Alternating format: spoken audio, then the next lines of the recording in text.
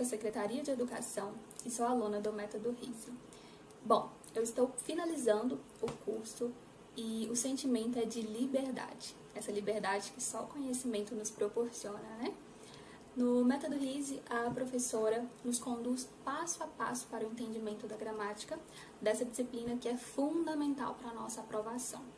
O curso é objetivo, a didática da professora é fenomenal, a plataforma, o material, as aulas ao vivo, tudo é feito com muito carinho e muita competência pela professora. Gente, eu tinha dificuldade de assimilar o básico e hoje eu estou muito feliz com o resultado. É encantador perceber o avanço no processo de aprendizagem ao longo do curso, o aumento do acerto de questões. O método avança de tal forma que a gente consegue resolver questões dos níveis mais elevados de dificuldade. E isso é muito importante e é um diferencial. Portanto, você que é concurseiro de qualquer área de atuação, eu te convido a conhecer a professora Aline e o Método RISE. Você não vai se arrepender e você também vai perceber que é libertador. Professora Aline, um beijo com muito carinho e muita admiração. Oiê, meu nome é Maiara, eu sou uma das alunas da professora Aline RISE, eu fui uma das alunas do Método RISE e eu vim compartilhar com vocês o como e o quanto o Método RISE mudou a minha vida. Antes de conhecer a professora Aline, antes de participar do Método RISE, eu não acertava nenhuma questão de português. Absolutamente nenhuma questão. O português, ele não entrava na minha cabeça. Procurei vários cursinhos, vários professores, vários métodos e nenhum eu consegui absorver o conteúdo. E através de uma indicação de uma amiga que passou no concurso público graças ao Método RISE, é que eu decidi também fazer parte do método. E hoje eu vim aqui para dizer para vocês que graças à professora Aline RISE e esse método maravilhoso, eu estou na casa dos 80% dos concursos públicos que fiz esse ano. O CFQ, que foi um concurso aplicado pela Banquiades, eu acertei 80% das questões de português. O Banco do Brasil, eu também tive uma média de 80%. O CRT, eu tive uma média também de 80%. E o meu melhor desempenho foi no CFT, né, que foi o concurso feito pela banca Quadrix.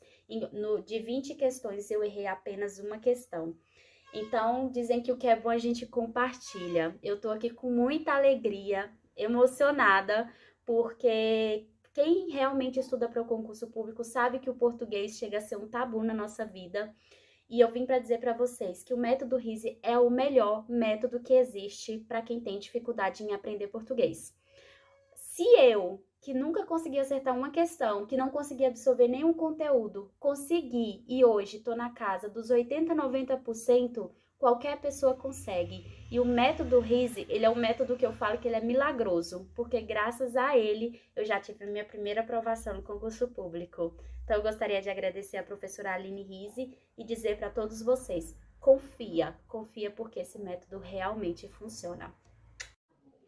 Ô, professora, muito obrigada e desculpa estar lhe perturbando nessa hora, mas é porque eu estava assistindo uma aula e aí eu vi o pessoal comentando no grupo que já tinham enviado, né? Que já estava.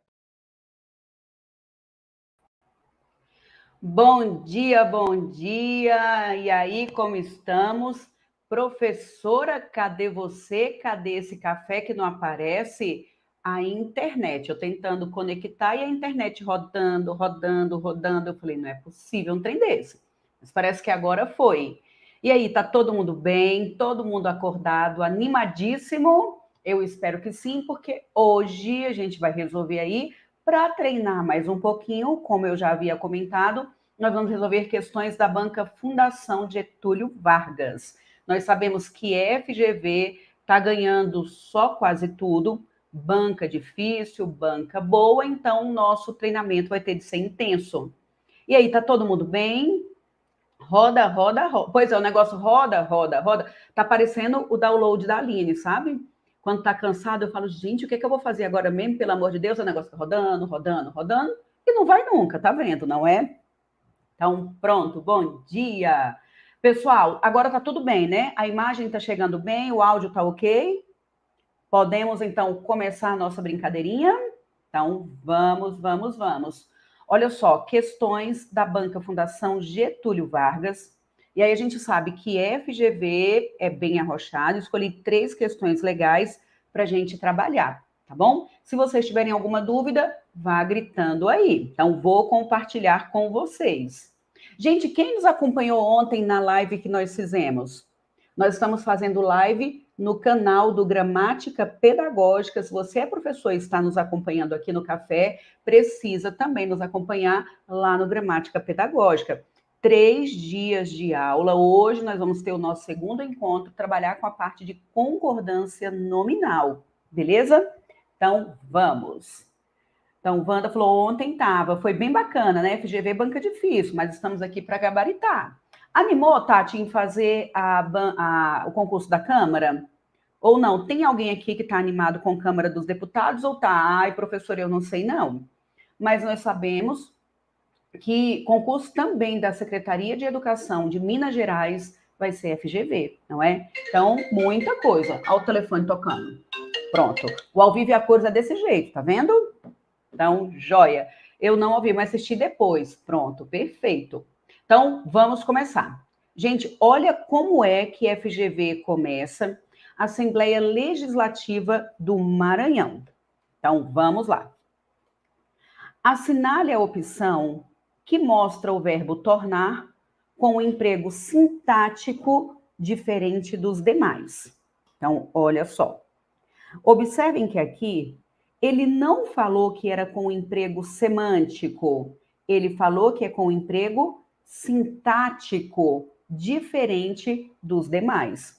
Aí, normalmente, a gente olha para esse tipo de estrutura e fala, ó, deixa eu ir muito pela interpretação, deixa eu avaliar se a interpretação, pela interpretação dá para resolver. Mas aqui o examinador quer realmente que a gente analise o aspecto estrutural, que a gente analise o aspecto sintático, joia? Então, vamos analisar cada uma. O que eu digo sempre? Nós não vamos nos apaixonar por nenhuma alternativa. FGV, você vai ler o comando, vai ler todas as alternativas com cuidado, não vai se apaixonar por nenhuma e nem refutar nenhuma de maneira imediata. Você vai ler todas com cuidado, volta para o comando e volta para as alternativas novamente. Então, vamos para o comando. Ó, letra A. Então, ele quer aquela que está com emprego sintático diferente.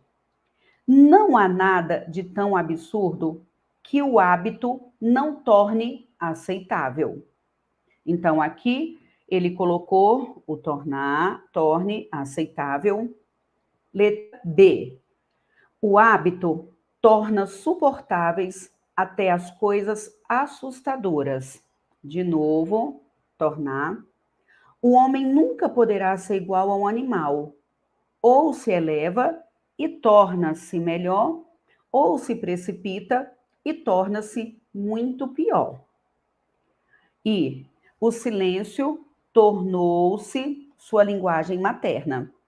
E letra E, após o casamento, o marido tornou-se cristão. Eu acredito que de analisar já dá para perceber que as letras C, D e E são iguais. Por quê? Tornar-se, tornar-se, tornar-se. Então, aqui nós temos realmente esse verbo empregado como verbo de ligação, não é isso? Então, verbo de ligação é o verbo tornar-se, beleza? Pronto. Então, como ele pediu para marcar aquele diferente, se eu já olho para 3 alternativas e identifico que essas 3 estão com o mesmo formato, então aqui, ok, não teríamos dúvida. Observem que ele está falando que ou se eleva, melhor. Aqui teríamos um predicado. E quem é que vai se tornar melhor aqui? Então, ó, aqui a gente tem o predicado, deixa eu marcar de outra cor. Tornar-se melhor. E quem vai se tornar melhor, a gente já sabe que é o homem. Existe um sujeito elíptico que recupera o homem. Agora, veja que melhor está sendo uma característica de quem? Do homem. Melhor é um adjetivo E o adjetivo, lavagem cerebral, já falei 1000 vezes, o adjetivo só pode ter duas funções. Ou é adjunto adnominal, ou é predicativo. E eu, de novo, vou escrever até por extenso, para não correr risco de a gente não entender. Adjunto adnominal. Adjunto adnominal significa que é junto daquele nome. Então, vai estar juntinho daquela estrutura. E quando eu falo juntinho daquela estrutura, isso quer dizer que estaria dentro do mesmo sintagma, dentro da mesma parte. Observem que aí ele colocou o homem em um lugar, que é o sujeito elíptico, e colocou o adjetivo no predicado. Já dá para perceber que esse adjetivo está separado, então não pode ser o adjunto, logo predicativo. E a gente tem aí o verbo tornar-se como verbo de ligação. Tudo bem? Então, padrão, ser, estar, ficar, permanecer, tornar-se, continuar, padrão como verbo de ligação. Então, joia.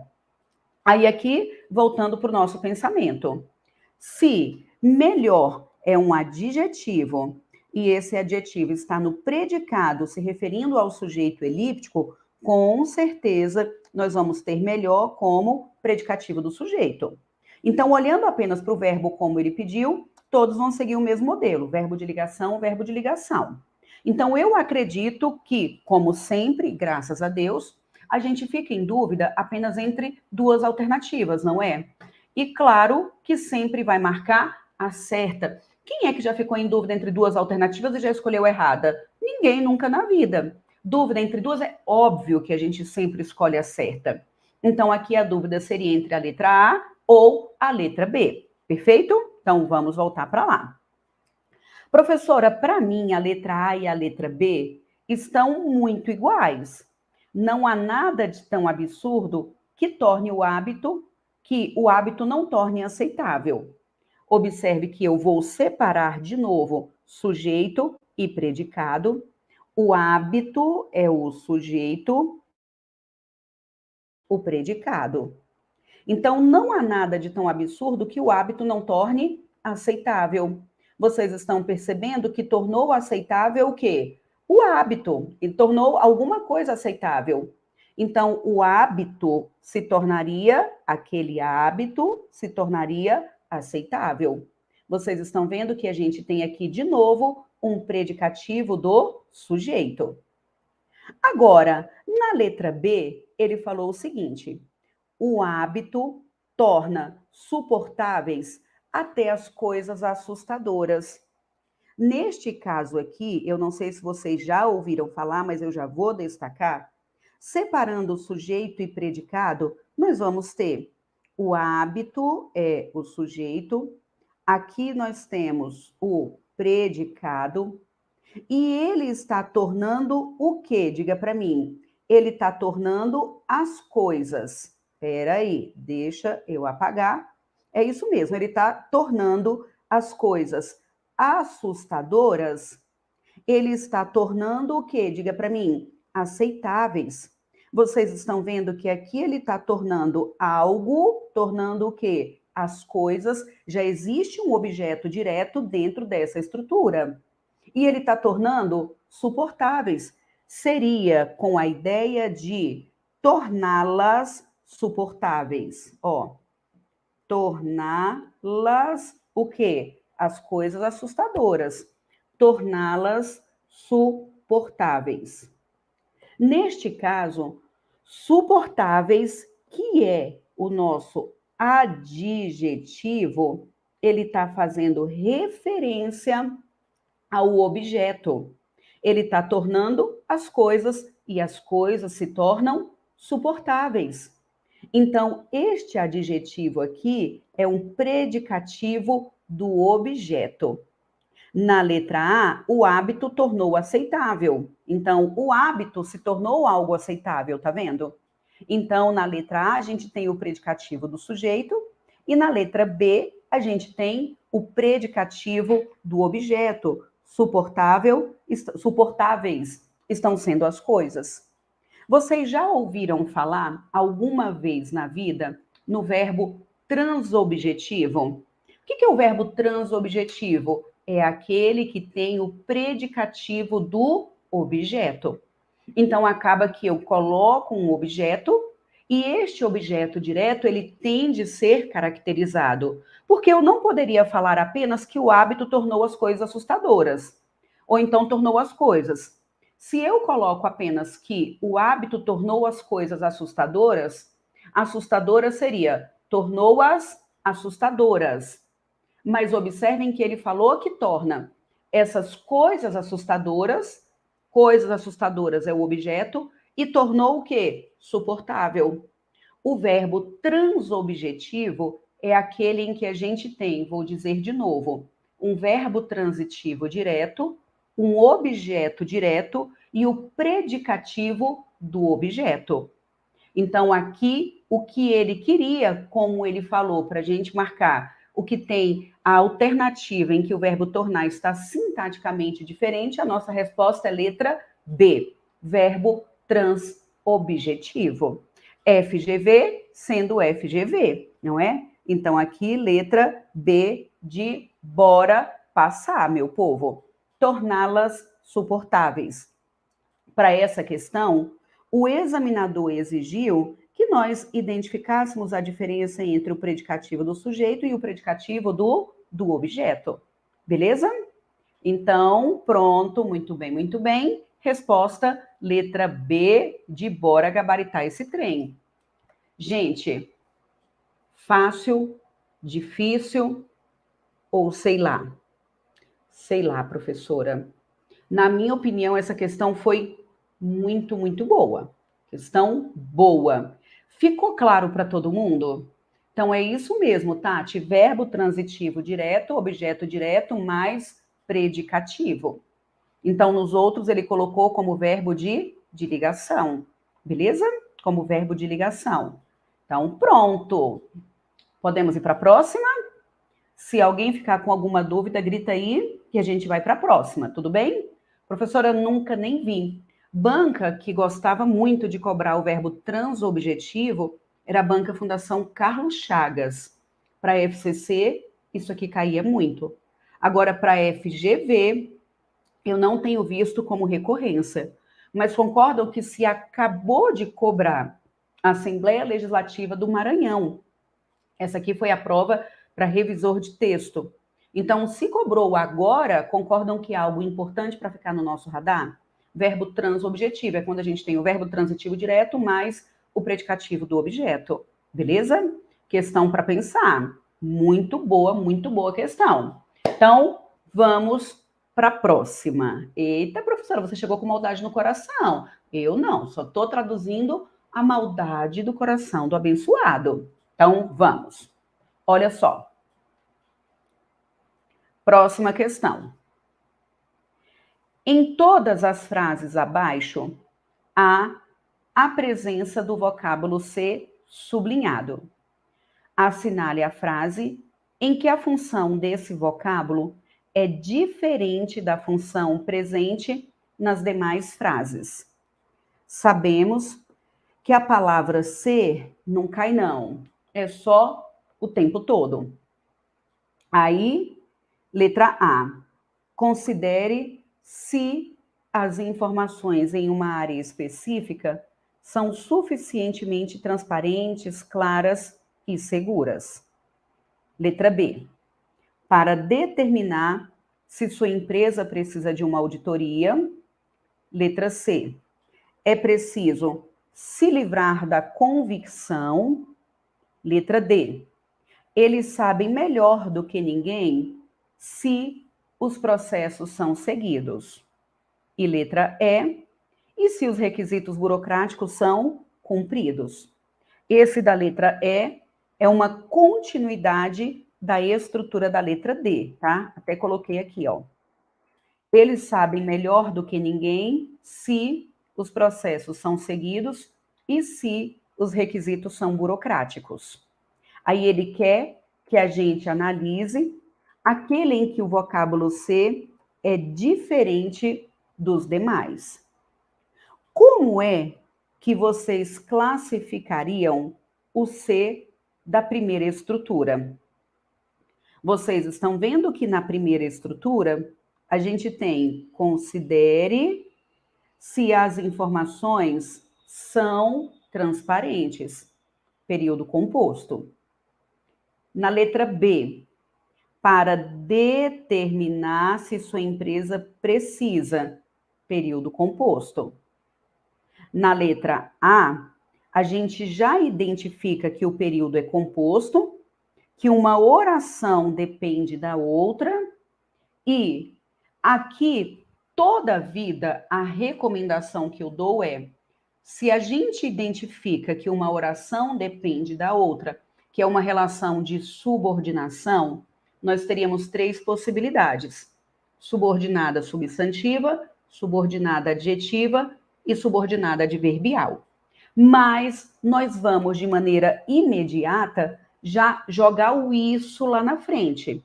Vi que uma depende da outra, eu vou jogar o isso lá na frente. Como assim, professor? Eu sei que você já sabe o que eu estou dizendo. Então, aqui, nós vamos ter considere isso, sim ou não? Então, considere isso, se as informações são suficientemente claras. Se a gente consegue jogar o isso aqui na frente, nós vamos ter qual tipo de estrutura? Conseguem me dizer? Quando eu coloco considere isso, observem que o isso substituiu tudo que está ali na frente. A palavrinha isso é um pronome. E um pronome só pode substituir aquilo que tem valor de nome. Olha, eu vou dizer de novo, preste atenção, preste atenção. Eu sei que eu não preciso dizer porque você sabe. O isso que nós colocamos aqui é um pronome. E um pronome só pode substituir aquilo que tem valor de nome. Logo, se este pronome substituiu a oração, então esta oração inteira tem valor de nome. Ou seja, se tem verbo, tem oração. Se uma depende da outra, ela é subordinada. Se eu conseguir colocar um pronome, então ela tem valor de nome, logo ela tem valor de substantivo. É uma oração subordinada substantiva. Aqui, se considera algo, é verbo transitivo direto. Concordam que o isso seria o objeto direto, mas quem apareceu não foi o isso, foi toda a oração.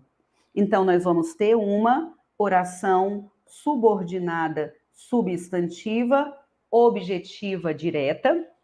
E quem inicia oração subordinada substantiva é o que ou o se, sendo conjunções integrantes. Então, quando ele coloca considere se as informações são transparentes, nós vamos ter uma, de novo, oração subordinada substantiva.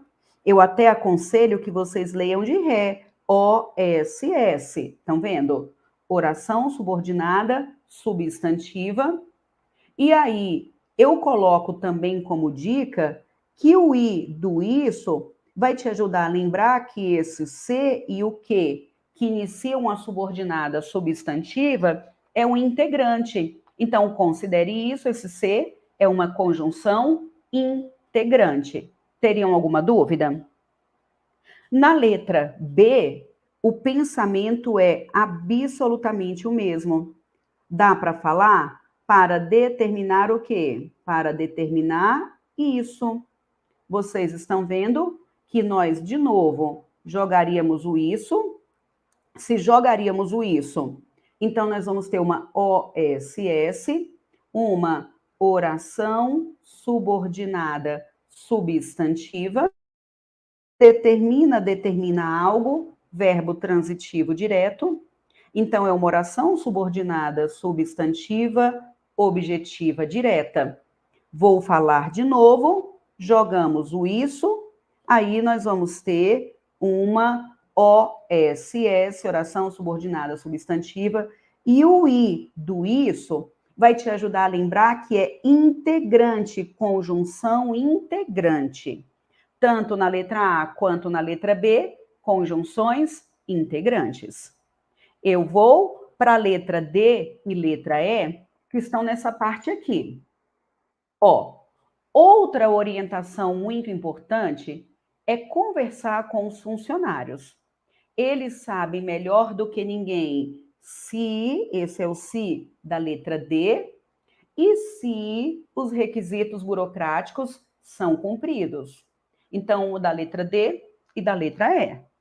Observem que temos de novo, sabem é o verbo e são seguidos, e se são, vamos colocar aqui, são seguidos e são cumpridos. Período composto. Logo, nós vamos separar do C em diante. Se os processos são seguidos e se os requisitos burocráticos são cumpridos. Concordam? Parece que a professora tomou cachaça, vamos marcar isso aqui de novo. E se os requisitos burocráticos e legais são cumpridos. Novamente, já dá para identificar que esta primeira oração, ela não tem sentido completo, estão vendo? Eles sabem melhor do que ninguém. Se não tem sentido completo, você vai logo jogar o que lá na frente? Uma depende da outra? Depende. Então, você vai jogar o isso. Dá para dizer que eles sabem o quê? Sabem isso.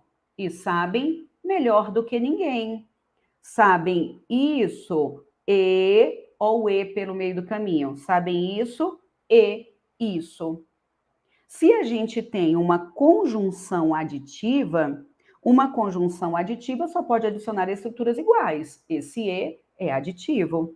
Então, se é, sabe, isso e isso, de novo, qual é o nome da oração? Oração subordinada substantiva, oração subordinada substantiva, e esse se, nas duas estruturas, são as conjunções integrantes. Conjunções integrantes, que e se, e a dica sempre é jogar o isso, não para substituir o que e o se, mas para substituir a oração, que é o que nós estamos fazendo aqui. Então, se aqui na letra D e na letra E, a gente tem esse trechinho que acabamos de analisar, sabem isso e sabem isso? Então, nas letras D e E, o C que apareceu também são conjunções integrantes, conjunção integrante. Estão vendo que aqui a gente segue estruturas com o mesmo formato? Agora, na letra C, ele está falando que é preciso se livrar da convicção. Aqui é preciso isso. Professor, eu também jogaria o isso? Sim, também jogaria. Mas esse C que aparece aqui, e observem a maldade no coração do examinador, quando a gente tem a conjunção integrante, vocês estão vendo, ó, conjunção integrante, verbo conjugado. Conjunção integrante, verbo conjugado, verbo conjugado, verbo conjugado. Nessa letra C, é como se ele estivesse falando assim, olha só. É preciso, por exemplo, perdoar. Mas ele falou que é preciso lembrar de alguma coisa. Daria para colocar, gente, FGV tem maldade no coração. Daria para colocar que é preciso isso. Professora, foi o que eu pensei. Por isso que eu coloquei também que é preciso isso e chamei esse C de conjunção integrante. Sabe por que que esse C não é uma conjunção integrante? Porque esse verbo não está conjugado. Nós temos aqui uma oração subordinada substantiva, oração subordinada substantiva.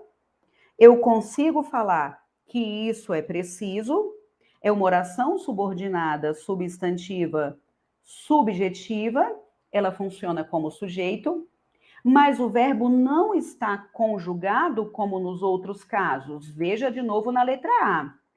Considere se as informações são suficientes. Na letra B, para determinar se sua empresa precisa. Nas letras D e E. Se os processos são seguidos, se são cumpridos, tudo conjugado.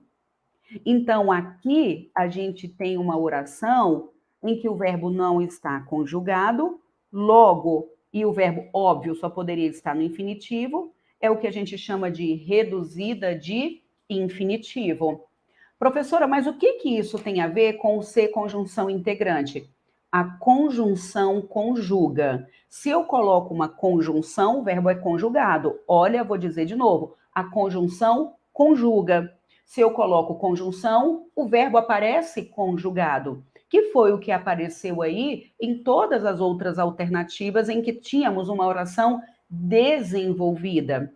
Esse ser, apesar de termos aí uma oração subordinada substantiva, esse ser que aparece aí é um ser que fica preso ao verbo livrar. Não é o verbo livrar, é livrar-se de alguma coisa.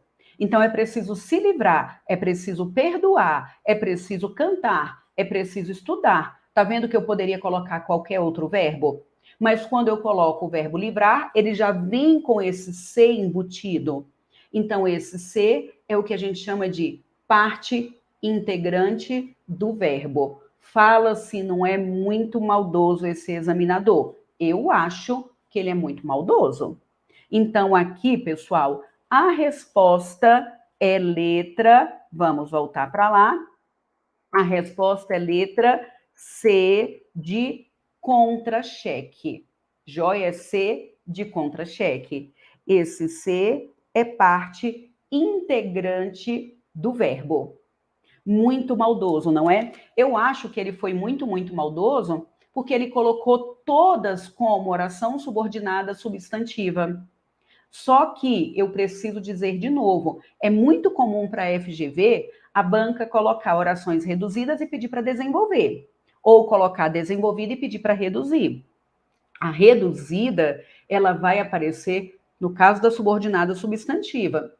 O verbo só pode aparecer no infinitivo, porque a subordinada substantiva só pode ser reduzida de infinitivo. Então, se apareceu esse ser, o verbo está no infinitivo, então você já sabe que esse ser não é uma conjunção integrante. Vou dizer de novo, sempre que tem conjunção, automaticamente o verbo aparece conjugado, beleza? Então, esse é o cuidado que a gente tem de tomar. Aqui na letra D, na letra C, ela é reduzida de infinitivo e esse ser é parte integrante do verbo. Muito bem. Tá vendo? E aí? Diga se está tudo bem, se ficou claro. O verbo também é de... Não é de transitividade indireta não, Débora. Aqui, ele colocou... Quer ver? Vamos voltar para cá. Veja só. Ele colocou o seguinte. É preciso se livrar... O que a gente colocou aqui, a análise que a gente fez, é que ela é o quê? Diga para mim. Subjetiva. Ele está dizendo que isso... O isso funciona como sujeito, isso é verbo de ligação.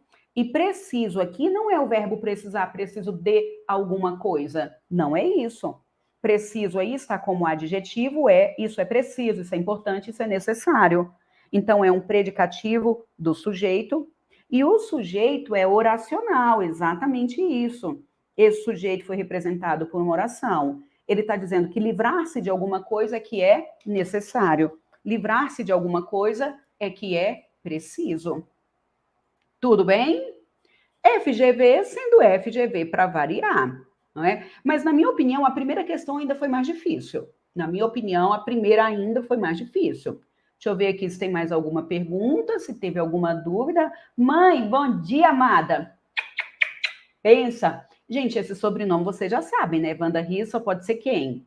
Claro, minha querida mamãe. Cheiro, querida, não sei se está por aí ainda. Então, letra C é parte integrante. Pronto. Vamos para a próxima? Então, vamos para a próxima. Vocês vão adorar. Olha o tamanho da próxima. Essa próxima foi do concurso do Senado Federal, prova para consultor, tá? Então, vamos. Pessoal, olha só, antes de continuar aqui, vocês estão vendo o que eu sempre comento, o FGV, a gente já parte do pressuposto de que você domina a teoria e você vai treinar comando de questão. Você vai treinar o modo que a banca cobra, porque é previsível aquilo que é cobrado. Você olha e já consegue ter uma previsão daquilo que ela está cobrando naquela questão. Por isso que a gente tem de resolver muita prova, tá? Esse é o ponto importante. Então, vamos. Ó, beijos, mamãe da Aline. Eu não sei se ela tá por aí ou só passou, deu bom dia e seguiu. Então, vamos. Próxima, deixa eu só molhar o bico.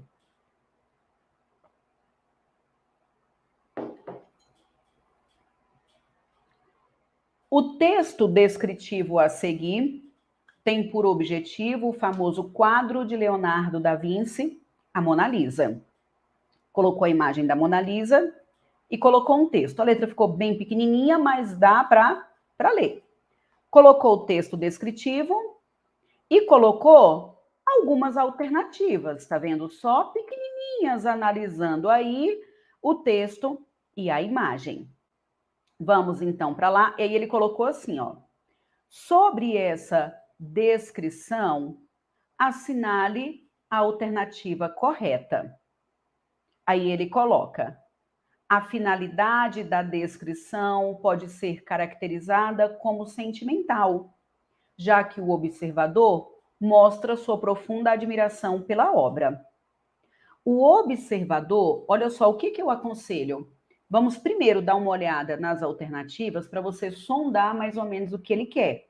Aí eu volto lá para o texto. Estão vendo que parece que é uma questão de interpretação de texto, não é? Parece. Então eu vou sondar as alternativas e depois eu volto para o texto que ele apresentou. Então vamos para lá. B. O observador, focalizando o quadro como real conhecedor de pintura, destaca técnicas geométricas que construíram a beleza do quadro e, como admirador, indica a composição progressiva da imagem da mulher. Letra C. A descrição tem finalidade estética, ou seja, procura mostrar ao leitor os caminhos de uma real observação estética da pintura, com total conhecimento das estratégias e técnicas do pintor e dos efeitos produzidos.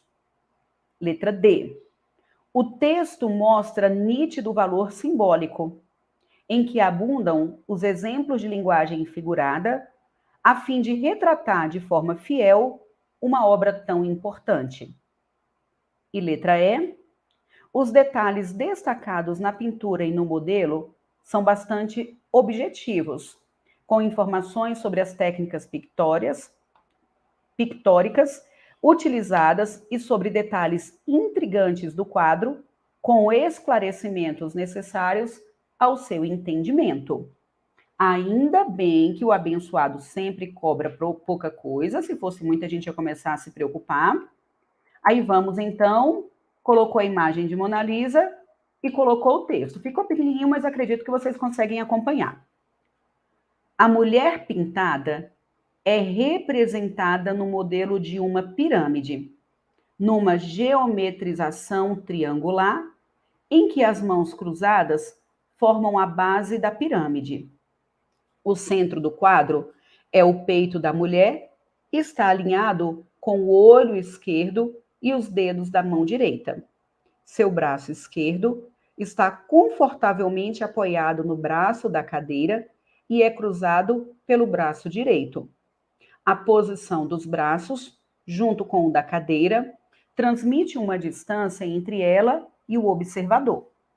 A cabeça é coberta por um véu que simboliza a castidade, frequente nos retratos de uma esposa. Não apresenta joias ou sinais particulares de ostentação ou poder econômico. A postura da Mona Lisa indica serenidade e, junto com o olhar de soslaio, mais direto e para o espectador, mostra o domínio dos sentimentos, algo que normalmente não era atribuído a uma mulher naquela época. O rosto não tem sobrancelhas. A expressão da mulher na pintura é enigmática ou ambígua. Isso porque o olhar, o corpo e as mãos são direcionados em ângulos sutilmente diferentes. Na borda esquerda da pintura, você pode ver a base de uma coluna, sugerindo que a mulher está sentada em uma galeria. A paisagem ao fundo é pintada com uma perspectiva aérea. O azul esfumaçado e a perspectiva difusa e pouco nítida dão à composição maior profundidade. A paisagem de fundo apresenta um certo desequilíbrio, pois cria a ilusão.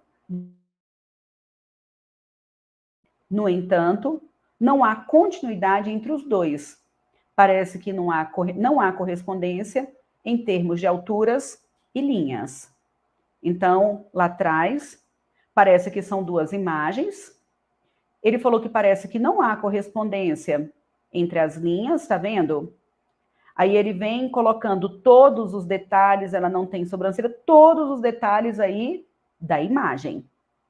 Aí o que eu gostaria que vocês observassem? O texto descritivo, a FGV gosta muito de cobrar, pedir para a gente marcar a alternativa em que o texto seja um texto descritivo. Esse texto descritivo é o texto que vai ter predicativos. Predicativo do sujeito, predicativo do objeto, mas principalmente predicativos. Nós vamos ter verbos de ligação e muitos predicativos, e é o que aconteceu. A mulher é representada, a posição é alguma coisa. Então, muitos verbos de ligação com predicativos e, é óbvio, muitas características. Agora, o que a gente vai ter de avaliar, e este é o ponto importante, e isso tem caído muito para a FGV, o adjetivo serve para caracterizar, mas há características que são objetivas e há características que são subjetivas. A objetiva é aquilo que é. A subjetiva é o que eu vejo, é a minha opinião, é o meu olhar. Vocês acham que em algum momento deste texto a gente analisou, a gente recebeu o olhar desta pessoa com relação à pintura?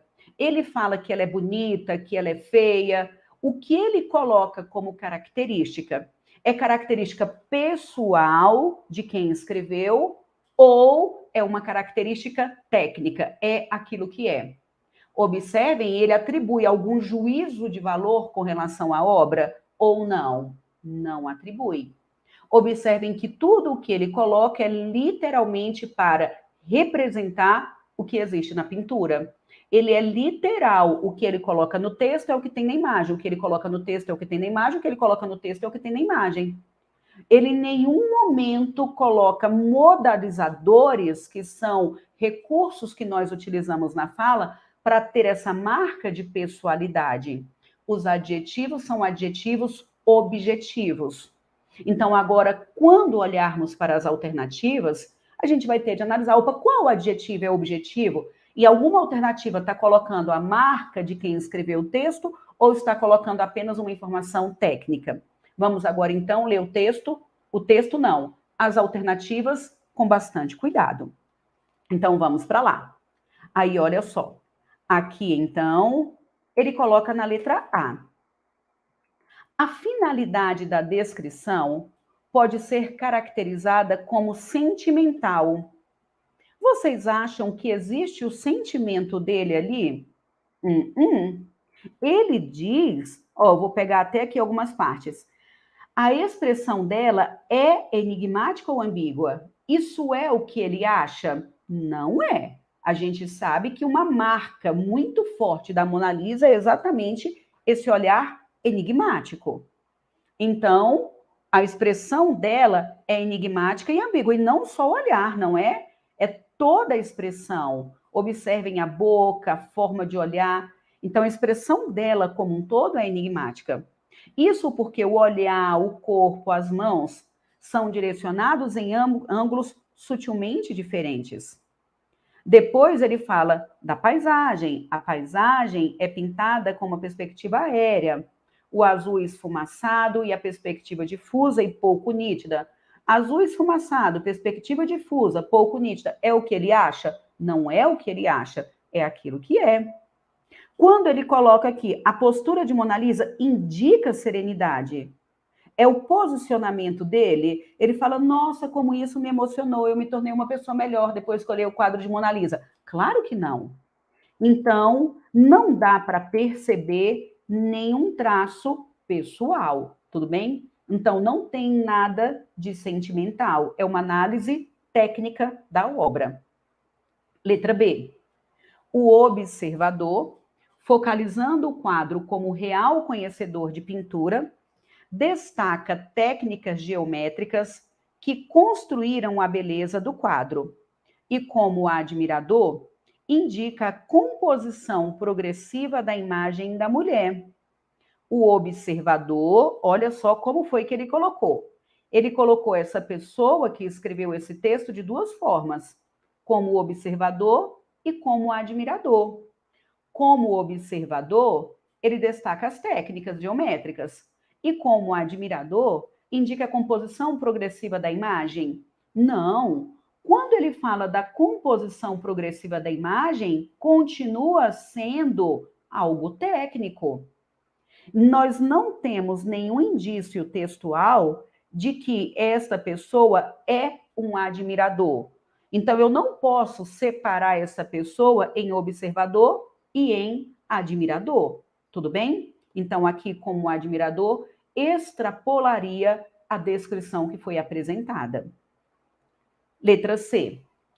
A descrição tem finalidade estética, ou seja, procura mostrar ao leitor os caminhos, tá vendo só? Os caminhos de uma real observação estética da pintura, com total conhecimento das estratégias e técnicas do pintor e dos efeitos produzidos.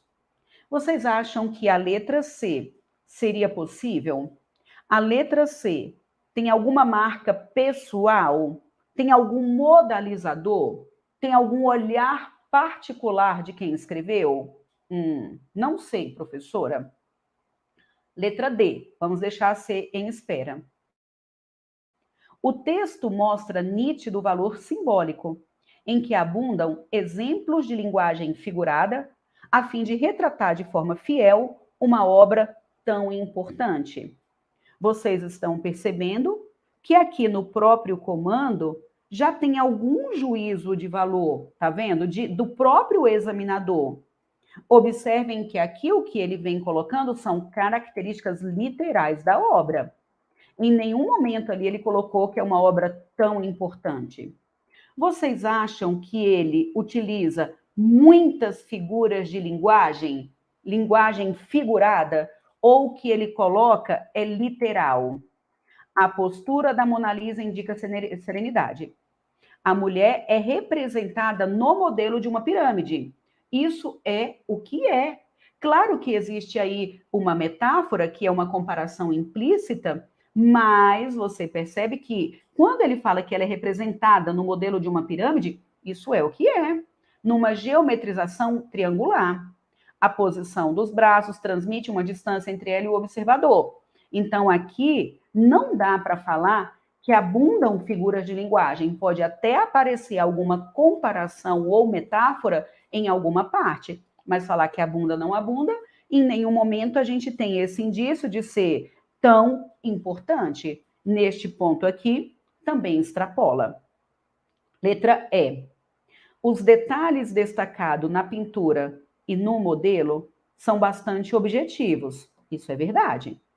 Com informações sobre as técnicas pictóricas utilizadas e sobre detalhes intrigantes do quadro, com os esclarecimentos necessários ao seu entendimento. Quando ele coloca detalhe intrigante, vocês acham que é algo intrigante? Em algum momento ele trouxe esse incômodo? O que ele coloca com relação à Mona Lisa é aquilo que é. Ele só está falando, talvez, o que você possa pensar, professor, eu acho que isso é intrigante. Quando fala que ela é enigmática, o que o olhar dela quer dizer? O que a mão, o que o corpo quer dizer? Isso é intrigante. É intrigante para quem? É intrigante para você? Ou é intrigante para quem escreveu o texto? Para quem escreveu o texto, ele apenas está dizendo o que é. Em nenhum momento ele falou que isso causou incômodo em alguém. Então, ele não diz que isso aí causa incômodo em quem vê a obra. Não. Ele não colocou nenhuma perspectiva de quem está vendo a obra. Existe aqui alguém que é o receptor analisando uma obra. Ele não colocou essa perspectiva aqui. Ele apenas apresentou características da própria obra. Entenderam que foi algo muito objetivo? Então, quando fala que ele colocou detalhes intrigantes, esse intrigante já mostraria a perspectiva do receptor da imagem. E o texto não indica a perspectiva do receptor da imagem. Logo, a letra E, não é? Isso, letra E também extrapola. Porque não tem, ele tudo bem, ele coloca muitos detalhes? Coloca. Mas em nenhum momento ele colocou a perspectiva do observador. Então, não tem como falar que é intrigante. Com os esclarecimentos necessários para entender aquilo que intrigou, ele apenas colocou a explicação. Você ficou intrigado, agora observe, eu vou explicar por que você ficou intrigado. Não foi isso que ele fez. Vamos de novo para a letra C. A descrição tem finalidade estética. É verdade, é técnica, tá vendo? Ou seja, procura mostrar ao leitor os caminhos de uma real pintura. Perfeito, não tem nenhum traço de subjetividade, nenhum modalizador, nem do examinador e nem lá no texto. Com total conhecimento das estratégias e técnicas do pintor e dos efeitos produzidos. Quem escreveu sobre esse texto domina ou não domina a análise da obra? Domina ou não domina esse campo estético? Domina.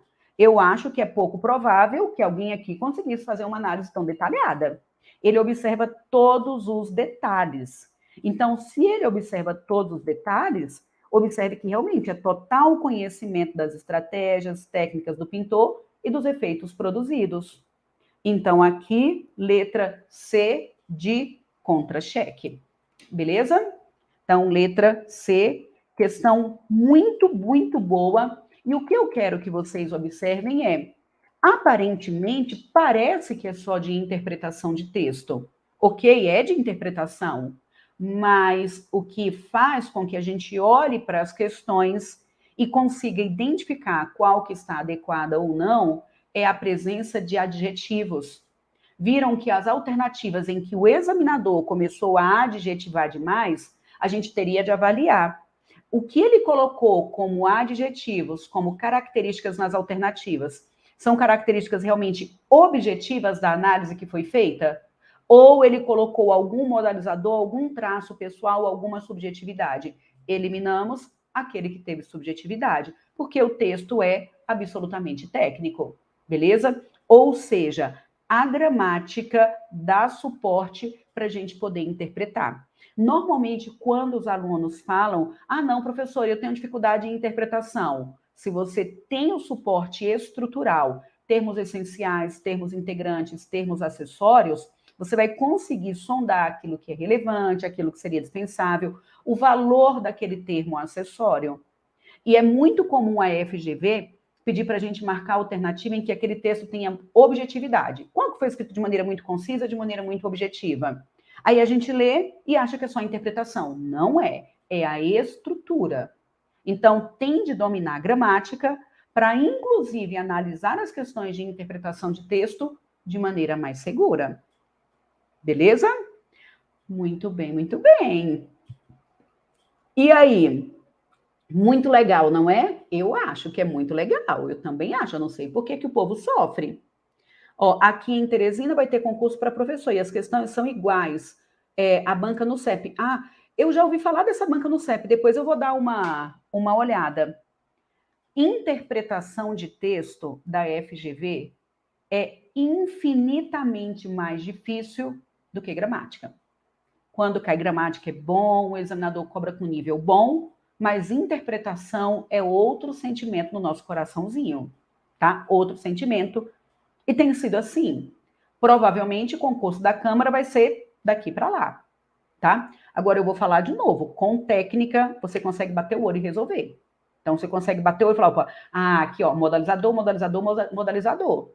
É só ter técnica. Eu te garanto que FGV com técnica você consegue ir de maneira muito, muito, muito mais assertiva.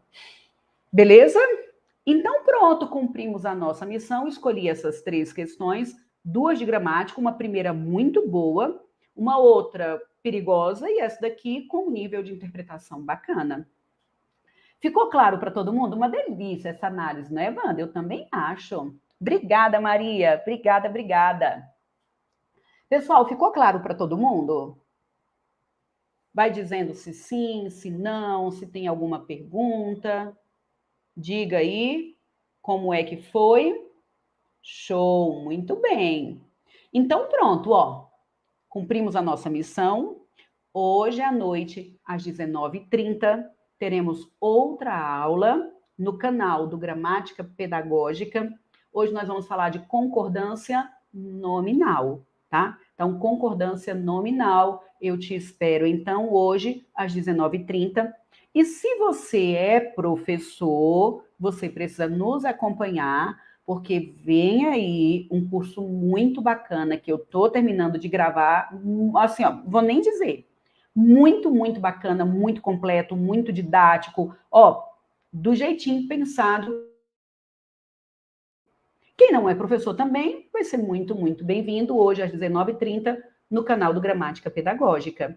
Joia? Então, pronto, hoje à noite tem aula. Pessoal, então que Deus abençoe e proteja a vida de vocês. Hoje trabalhamos com FGV. Na próxima semana eu vou pegar Sebrasp. Na outra semana eu vou pegar IADES. Então a gente vai ficar aí alternando bancas boas que têm organizado aí concursos que têm chamado a nossa atenção. Tá bom? Então, um beijo. Que Deus abençoe e proteja. Boa semana. Tchau, tchau.